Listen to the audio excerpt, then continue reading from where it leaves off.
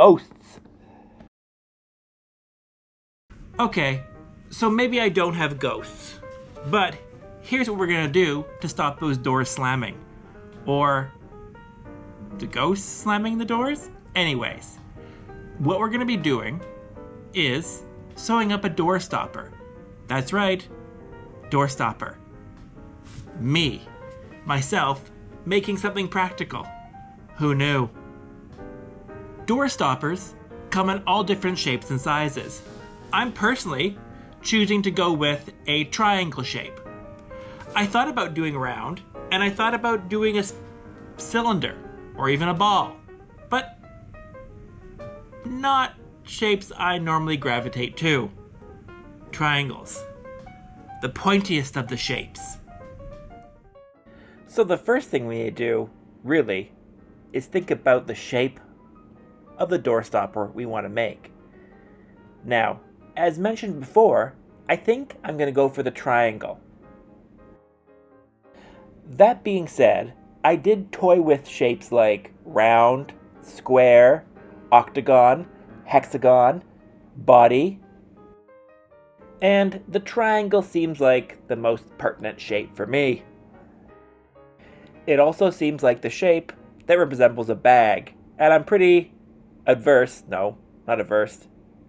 well-rounded in making bags.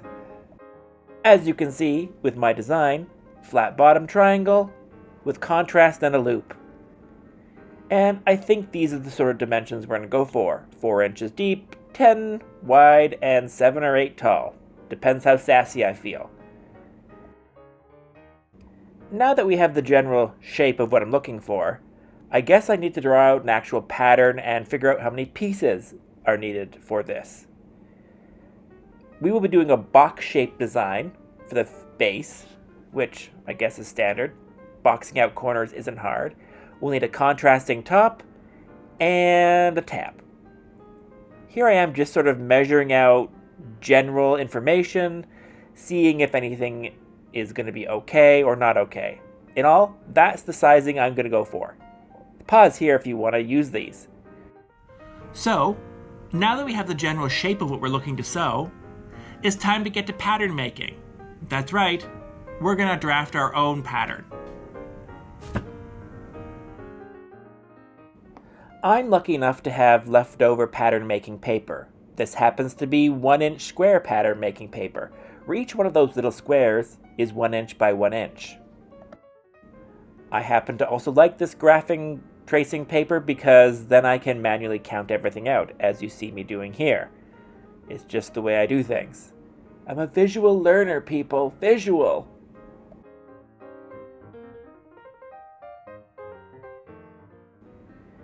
I believe this is called Pellon Trace and Create. I can't remember. I bought many rolls of it years ago.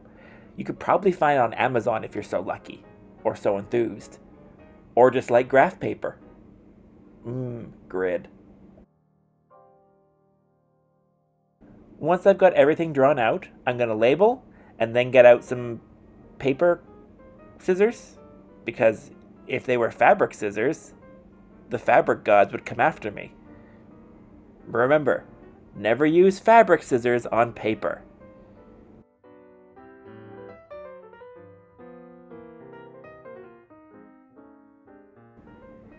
Once everything is good to go, I just cut everything out properly. Also note, I put notches on there. Thinking ahead, Alexander. Thinking ahead.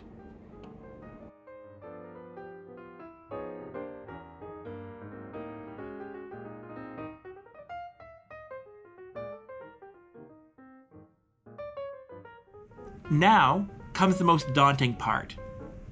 Fabric choice. Now, we could be going for something off the wall, or we can go something matchy-matchy to my current interiors. Or we could just eat a ham sandwich and fall asleep. All in all, fabric choice is going to be a process. A long process.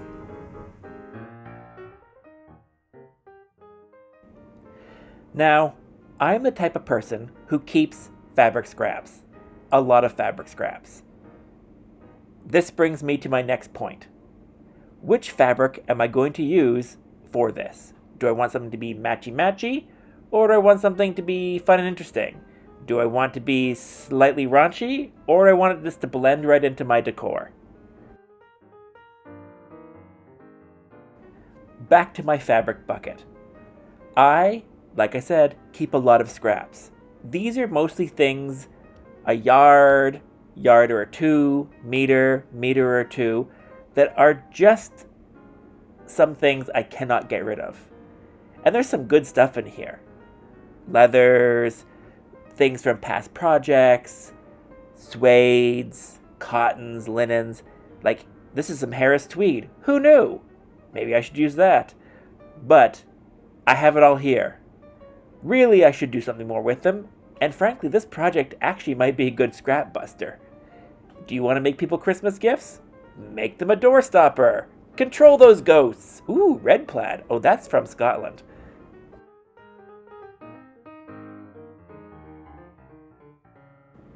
Anyways, there are a lot of things in here. Do I know what most of them are half the time? No. Do I forget about them? Of course I do. Ooh, dear. But they're all in here. I think with this project I might go with something a little more robust than just like a cotton. But who knows? I gotta dig around.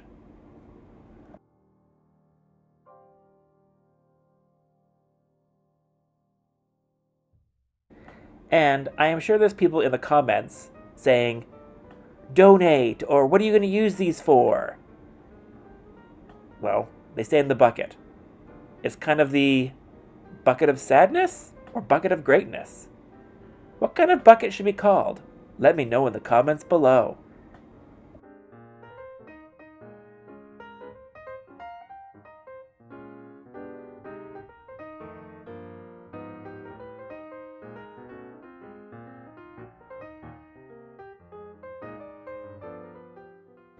So after all of that, I've decided to go with this pairing. A J. Robert Scott and some random black denim. This will mean it will blend into my current home decor, and there's just enough of the J. Robert Scott fabric to make it work.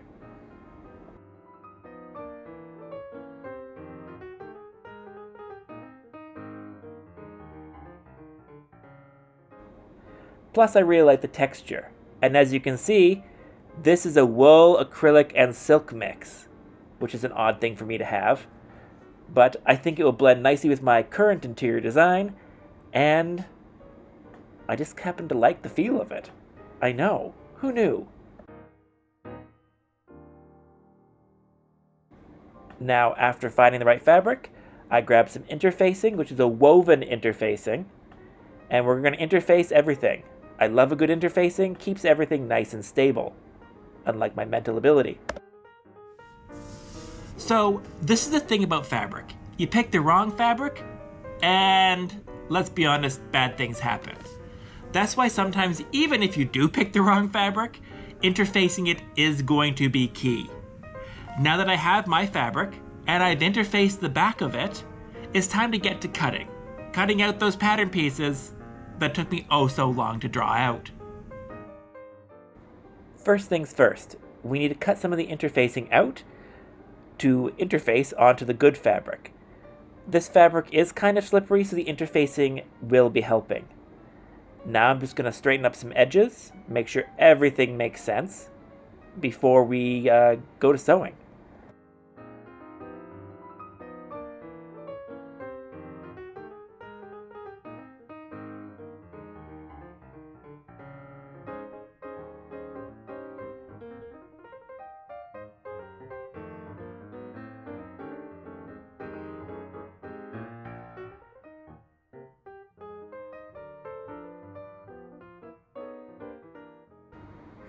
I randomly happened to have this fabric because a friend of mine, who used to work in a fabric salon, was able to give me this as a sample. Pro tip, if you're looking for smaller bits of fabric, hit up fabric showrooms, designer showrooms, etc. They will always have things that are just going to be thrown away or donated, and sometimes you're lucky enough to get some really interesting pieces.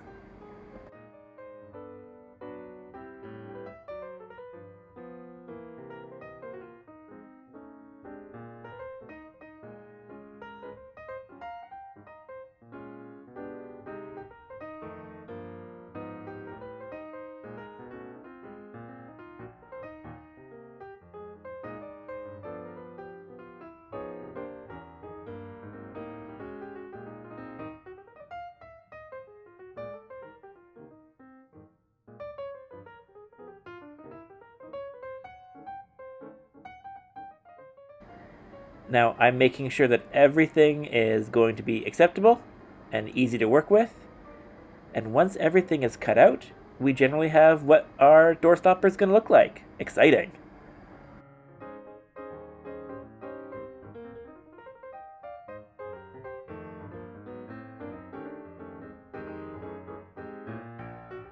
First things first, let's get the tab out of the way.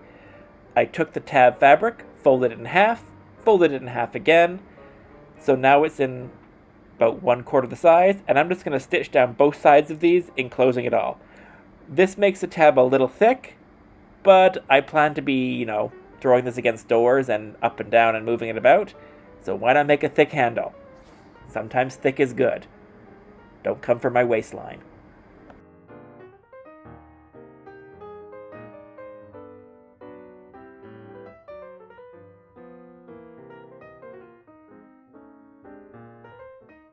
Because on the pattern, I was crafty enough to put notches in, I've marked the notches on the interfacing. Therefore, I can just line everything up for my sewing. As you can see, we're putting the contrast top onto the main body fabric, and just doing a straight stitch along there. My seam allowances for this project are 1/2 inch, or 1 centimeter for the metric people out there.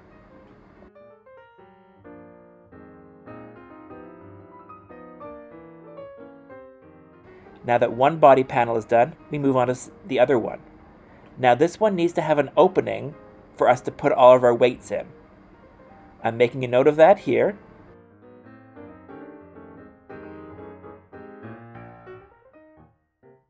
And now that we have that noted, we can just sew right across there, leaving that opening, skipping it, and then going to the other side. Again, this will be creating an opening for us to put our weights in, or our filling.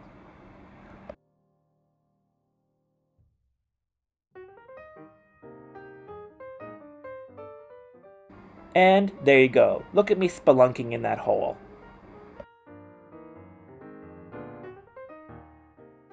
Now that we have our 2 front body panels done, we're going to press the seams up towards the dark side. And now we're going to attach the tab, because now we will be sewing everything together, making a sandwich? Unit? Control top pantyhose of the whole thing. I'm using clips here, which is an odd thing for me, and I'm also just trimming off the top contrast area, just to bring it in line with the rest of the body. Now, getting my sewing machine out, I'm just going to sew everything with that 1 centimeter or 1/2 inch seam allowance.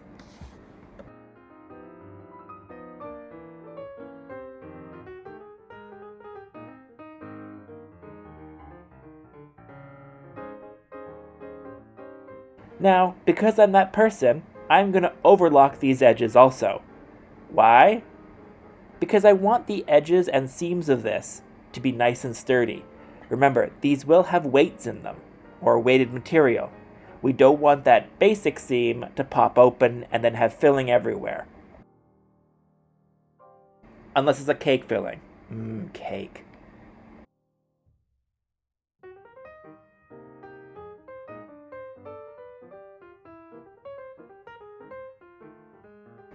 Boxing the corners are next. Notice how I leave these unserged. I'm going to just match up those seams, the bottom, to the side seam, making sure that the overlapping seams are in opposite directions, just to give it a smooth, easy sewing experience. This will create the actual volume and or space to put all of our filling. The first thing I'm going to do is just sew, again, a straight stitch right across at 1/2 inch.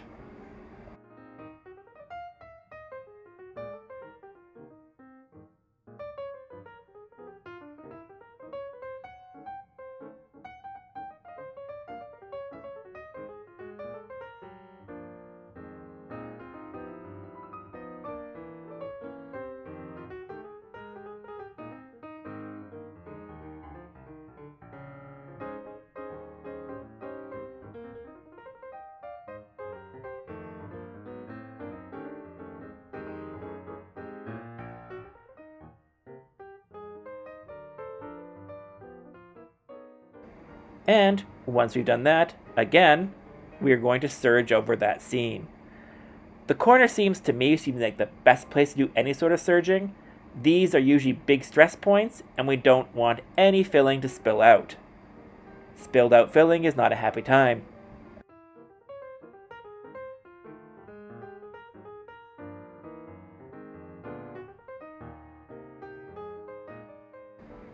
Once we've trimmed off some corners, we're going to flip it out, or flip it in, flip it right side out. Pushing through that hole we made between the contrast fabric and the body, we're just going to take our time gently to turn it through. We do not want to pop any seams or cause any ruptures. I'm just using my finger to get into those corners to give me some sort of pointiness. I'll go back in later, or now with some scissors. Please note, do not recommend using scissors. You may or may not go through the corners of your fabric. Once we've got it all turned right side out, we have a shape, a lovely shape.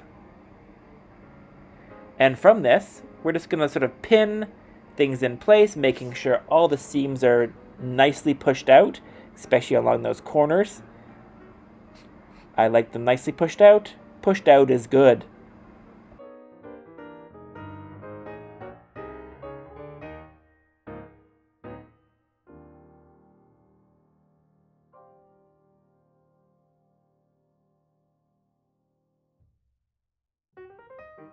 For the weights, I have a 2-pound bag of these Beanie Baby type pellets called stuffing pellets. 2 pounds should be good enough. It will hold the door. No more ghosts that way. But now I just need to get them into the actual door stopper. So, me being me, I'm just going to make a rudimentary funnel with some paper and a sewing clip. Because why not? We're going to stick it in the hole and put all of our filling down into the hole. This did take a bit because, let's be honest, I'm quite spilly and I didn't want to spill everything all over the place. But again, sometimes you just gotta throw caution to the wind and dump everything into the hole.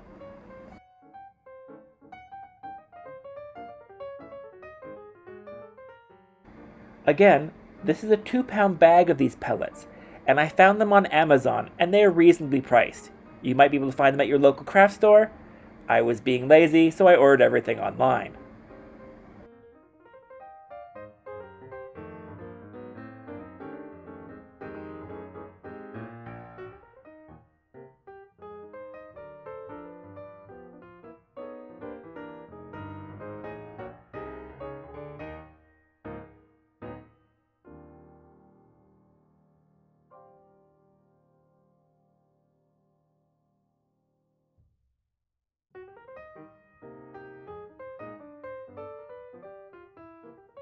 Now you don't want your door stopper looking all sad and floppy.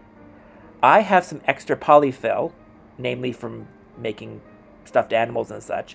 I'm going to stuff in there as well, just to give it a little more shape and to fill up the actual body a bit more.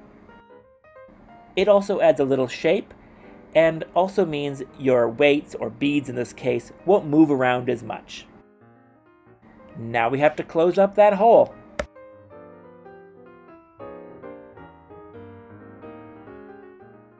I will say this.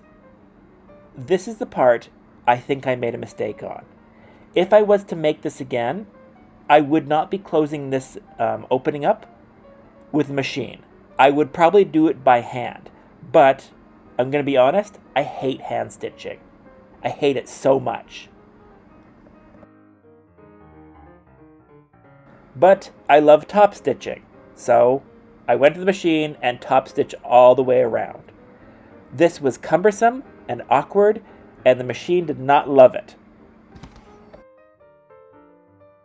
If I was, again, to do this, I would close the hole up with a hand stitch, just a quick whip stitch or ladder stitch, and then maybe top stitch afterwards. Then I wouldn't be having to deal with pins and clips and possibility of weights falling out, which I did not need.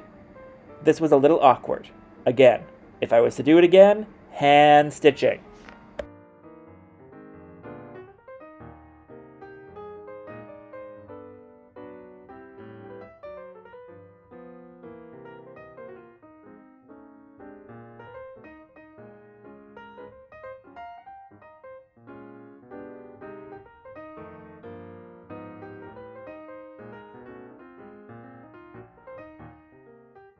I will say that I did actually manage to go all the way around and make sure that the hole was closed.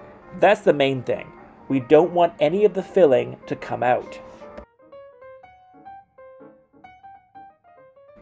And if the filling comes out, in this case, you're going to have millions of beads all over your floor. And who wants to clean up that? Do you have a maid? I certainly don't.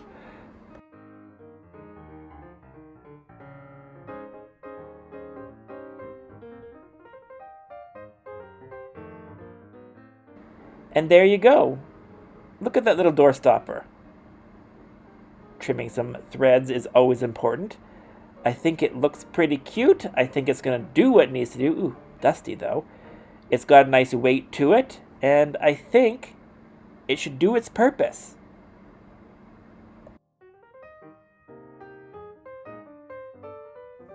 And since we are finished, it's time to see how this door stopper actually looks. On my carpet, next to the door? How does one describe this? As a fashion show? I don't know. Let's take a look at it.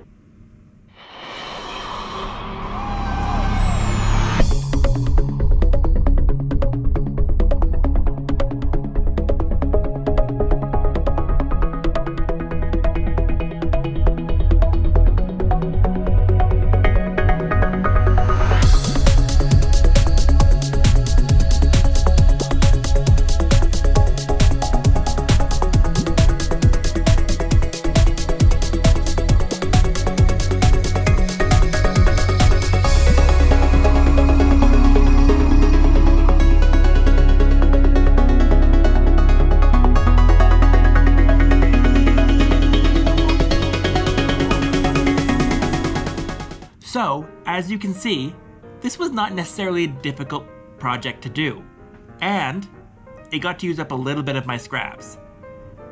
This being said, I have a feeling that many people will be getting door stoppers this holiday season. You know, to stop the ghosts. There you have it. One door stopper made. Easy enough to follow along. That anyone really could be doing this at home. I mean you. Until next time, happy sewing. Hope you followed along. Hope you liked it. Bye now.